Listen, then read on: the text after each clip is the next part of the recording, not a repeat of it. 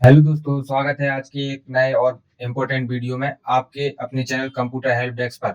आज हम आपको बताने वाले हैं कि संपदा 2.0 पोर्टल पर ई स्टाम्प कैसे बनाते हैं।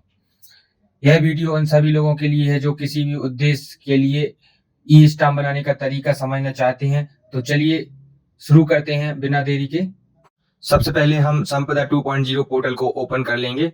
इसके पश्चात हम लॉगिन बटन पर क्लिक करेंगे और सार्वजनिक उपभोक्ता वाले ऑप्शन को चयन करेंगे। यहाँ आप अपनी आईडी पासवर्ड डालकर और कैप्चा कोड एंटर करने के बाद सबमिट बटन पर क्लिक करके लॉगिन कर लेना है।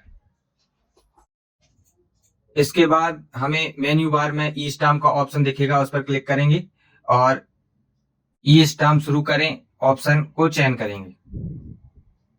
हम जैसे शपथ पत्र बनाकर आज देखने वाले हैं 100 रुपए के स्टाम्प पर, तो इसके लिए हमें ब्लैक श्रेणी का चयन करें। मैं ब्लैक श्रेणी में विविध का ऑप्शन चयन कर लेना है। इसके बाद ब्लैक के प्रकार में हमें नीचे स्क्रॉल डाउन करना है। 100 रुपए के शपथ पत्र के लिए हमें यहाँ सिलेक्ट करना है प्रति या उदाहरण। सिलेक्ट करने के बाद हम सेव करके आगे बढ़े के ऑप्शन को चयन करेंगे। यदि आप इसमें दूसरी पार्टी को जोड़ना चाहते हैं, दूसरे की ओर से भी समव्यवहार करना चाहते हैं, तो आप यहाँ चेक मार्क कर सकते हैं, अन्यथा हम सेव करके आगे बढ़ेंगे। इसके बाद हमें पक्षकार जोड़ने का ऑप्शन दिखाई देगा, जहां हमें पक्षकार का प्रकार चयन करना है, प्रथम पक्ष या द्वितीय पक्ष। सबसे पहले हम प्रथम पक्ष को का चयन कर लेंगे और आवेदक के प्रकार में व्यक्तिगत चयन करेंगे। इसके बाद हम देखेंगे कि संपदा पंजीकृत उपयोगकर्ता है या नहीं। तो यहाँ हम यदि व्यक्ति पहले से पंजीकृत है तो वहां पर क्लिक करके आगे बढ़ सकते हैं, और यदि अभी तक संपदा 2.0 पर जिस व्यक्ति के नाम से आप स्टाम्प निकाल रहे हैं या जिस भी पार्टी को आप जुड़ रहे हैं वो संपदा 2.0 पर रजिस्टर्ड नहीं है, तो नहीं पर क्लिक करके आप यहां से उसको पहले रजिस्टर्ड कर सकते हैं। तो हम यहाँ देख लेते हैं नहीं पर क्लिक करके। जैसे ही आप नहीं पर क्लिक करेंगे तो ई KYC करे का ऑप्शन दिखाई देगा, हम उसको चयन करेंगे और यहाँ उस व्यक्ति का आधार नंबर डाल के ओटीपी से अगर KYC करना चाहे तो ओटीपी सिलेक्ट कर लेंगे और बायोमेट्रिक से करना चाहे तो बायोमेट्रिक सिलेक्ट कर लेंगे। और आईरिस का ऑप्शन भी है, यदि आईरिस का उपयोग करें तो हम उस ऑप्शन को चयन करके और चेक मार्क करके आगे बढ़ेंगे। मैं यहाँ ओटीपी से KYC करने वाला हूं, तो ओटीपी जनरेट कर लूंगा और ओटीपी एंटर करने के बाद आगे बढ़ूंगा। ओटीपी एंटर करने के बाद ओटीपी सत्यापित करने पर क्लिक करेंगे। हम देख सकते हैं कि पक्षकार का सारा विवरण सेव होकर आ गया और हम पक्षकार जोड़े पर क्लिक करके हम पक्षकार को सेव कर देंगे। यहाँ पर हम व्यक्ति पहले से संपदा पर पंजीकृत नहीं है तो कुछ जानकारी यहाँ फिल होकर नहीं आएगी। उस जानकारी को हमें मैन्युअली फिल करके और हमें पक्षकार जोड़े पर क्लिक कर देना है, तो हमारा पक्षकार ऐड हो जाएगा। और यदि हम देखें कि संपदा पर पहले से पंजीकृत व्यक्ति है तो हम इसके लिए हम हाँ पर क्लिक करेंगे, तो वह हमें उस व्यक्ति का मोबाइल नंबर एंटर करने के लिए बोलेगा जो पहले से पंजीकृत है। हम या जिस पक्षकार को जोड़ रहे हैं तो उसका मोबाइल नंबर डाल के यहाँ कैप्चर कोड डाल के ओटीपी मान्य करें और ओटीपी प्राप्त करें पर क्लिक करके ओटीपी ले लेंगे और ओटीपी एंटर करने के बाद हम सबमिट कर देंगे। सबमिट करने के बाद उस व्यक्ति की पक्षकार की सारी जानकारी हमारे पास शो हो जाएगी और हम पक्षकार जोड़े पर क्लिक करके पक्षकार को जोड़ सकते हैं। एक बात यहाँ पर ध्यान रखने की है कि आप जिस व्यक्ति की आईडी से स्टाम्प बना रहे हैं या स्टाम्प को संपादित कर रहे हैं वो पहले से यहाँ पर प्रथम पक्ष में आपको जुड़ा हुआ दिखेगा, जिसको हमें प्रक्रिया पर क्लिक करके डिलीट करे बटन पर क्लिक करके पक्षकार को डिलीट कर देना है। फिर यहाँ से हमें पक्षकार को जोड़े पर क्लिक करके जोड़ लेना है। जैसे ही हम पक्षकार को जोड़ने के बाद आगे बढ़े पर क्लिक करके हम आगे बढ़ेंगे तो हम देख सकते हैं कि भुगतान की प्रक्रिया यहाँ आ गई है। यहाँ हम अपने वॉलेट से स्टाम्प का भुगतान कर देंगे, जिसके लिए हमें एक ओटीपी जाएगी। जिस भी आईडी से हम स्टाम्प बना रहे हैं उस पर रजिस्टर्ड मोबाइल नंबर पर एक ओटीपी प्राप्त होगी, जिसको हम एंटर करके सबमिट कर देंगे। सबमिट करते ही हमारी भुगतान की प्रक्रिया सफल हो जाएगी। हम देख सकते हैं कि हमारे स्टाम्प का भुगतान हो चुका है। अब हम ड्राफ्टिंग के लिए आगे बढ़ेंगे, तो ब्लैक की ड्राफ्टिंग के लिए आगे बढ़े के ऑप्शन पर क्लिक करेंगे तो हम देख सकते हैं हम यहाँ स्टाम्प की डीड को तैयार कर सकते हैं। यहाँ हमें एक और विशेष रूप से ध्यान रखना है कि पहले हम स्टाम्प निकालने के बाद और अलग से डीड ड्राफ्ट करने के बाद स्टाम्प में संलग्न कर देते थे, लेकिन अब ऐसा नहीं है। हमें सारी शर्तें, शपथ पत्र हो या एग्रीमेंट, अनुबंध, किसी प्रकार के स्टाम्प हो, तो उसकी जो सारी शर्तें हैं, जो डीड है, जो ड्राफ्टिंग है, वो हमें इसमें ही कंप्लीट करना होगा। इसमें 2 ऑप्शन है आपको डीड तैयार करने के लिए। एक तो टेम्पलेट है, या तो आपने पहले से टेम्पलेट तैयार करके रखा हो तो उसको आप सिलेक्ट करके आपकी सारी ये टेम्पलेट में जो जानकारी फिल है वो यहाँ खुल जाएगी।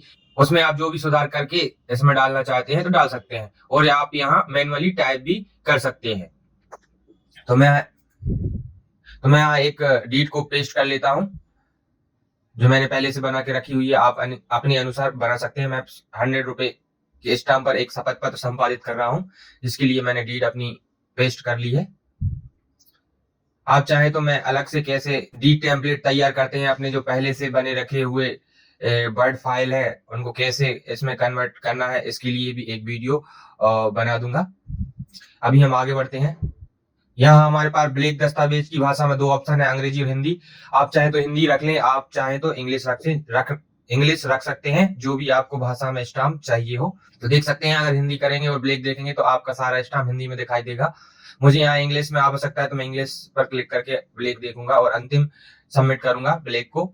इसके लिए हमें ब्लैक देखें एवं अंतिम सबमिट बटन पर क्लिक करना है, और नीचे स्क्रॉल डाउन करके अच्छे से स्टाम्प को चेक करके नीचे स्क्रॉल डाउन करेंगे और अंतिम सबमिट बटन पर क्लिक करके डीड को फाइनल सबमिट कर देंगे। हम देख सकते हैं कि हमारी डीड संपादित हो चुकी है।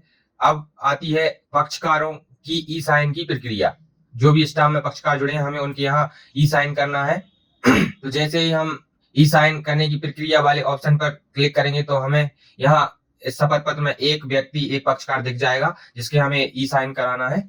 तो इसके लिए हम इलेक्ट्रॉनिक साइन करें वाले ऑप्शन को चयन करेंगे। अगर आपके पास डीएससी है तो आप डीएससी के माध्यम से भी कर सकते हैं। ई साइन है, और ई साइन के माध्यम से भी आप इसको कर सकते हैं, आधार ओटीपी या आधार थंब द्वारा। तो यहाँ हम ई साइन का ऑप्शन सिलेक्ट करके आगे बढ़ेंगे। आपको ब्लैक देखने को भी मिल जाएगी एक बार चेक करके, और यहाँ आप किसी भी एक ऑप्शन सीडेक या ई मुद्रा को सिलेक्ट करके ई हस्ताक्षर के लिए आगे बढ़े पर क्लिक करेंगे। टिप्पणी में ओके वेरीफाई जो भी आप देना चाहते हैं वो लिखकर ई हस्ताक्षर के लिए आगे बढ़े पर क्लिक करके आगे बढ़ेंगे। हम देख सकते हैं कि यहाँ हमने चेक मार्क करके आगे बढ़ना है। इसके बाद हमें आधार की ओटीपी जनरेट कर लेनी है। गेट ओटीपी पर क्लिक करेंगे और चेक मार्क करके ओटीपी इंटर करने के बाद सबमिट करेंगे। सबमिट करने के बाद हम देख सकते हैं कि हमारी ई साइन की प्रक्रिया पूर्ण हो चुकी है। फिर से हम वापस आएंगे। अब हमें करना है जारीकर्ता के ई हस्ताक्षर। इसके लिए हम बीच वाले ऑप्शन को सिलेक्ट करेंगे, और ई साइन है तो ई साइन, अगर डीएससी है तो डीएससी। मैं यहाँ डीएससी से हस्ताक्षर करने वाला हूं। यदि आपने सॉफ्टवेयर डाउनलोड नहीं किए हैं या सेटिंग नहीं बनाई हुई है तो इसके लिए मैंने एक सेपरेट वीडियो बनाई हुई है डीएससी सेटिंग के लिए, आप वो भी देख सकते हैं। डीएससी सिलेक्ट करके आगे बढ़े पर क्लिक कर देंगे। यहाँ हमें एक पॉपअप दिखाई देगा जिसको हम ओके करके अपने डीएससी का पासवर्ड एंटर करेंगे और लॉगिन कर देंगे। हम देख सकते हैं कि डीएससी से हस्ताक्षर हो चुके हैं और हमारा स्टाम्प बनके कंप्लीट हो चुका है। हम इस ऑप्शन पर क्लिक करके हमारे ई स्टाम्प को डाउनलोड कर सकते हैं। देख सकते हैं हमारा ई स्टाम्प डाउनलोड हो चुका है। यहाँ ये इशूअर के साइन भी आ चुके हैं, जो सर्विस प्रोवाइडर उसकी आईडी भी दिखाई दे रही है, उसी के ई हस्ताक्षर, और यहाँ डी ड्राफ्टिंग दूसरे पेज में, और पक्षकार के ई साइन। आप चाहें तो इसे प्रिंट करके भी रख सकते हैं, और प्रिंट नहीं करना चाहते तो ये कभी भी आपकी आईडी में दिख जाएगा या पक्षकार की भी आईडी में ये दिख जाएगा। इस तरह से संपदा 2.0 के माध्यम से आप आसानी से और सुरक्षित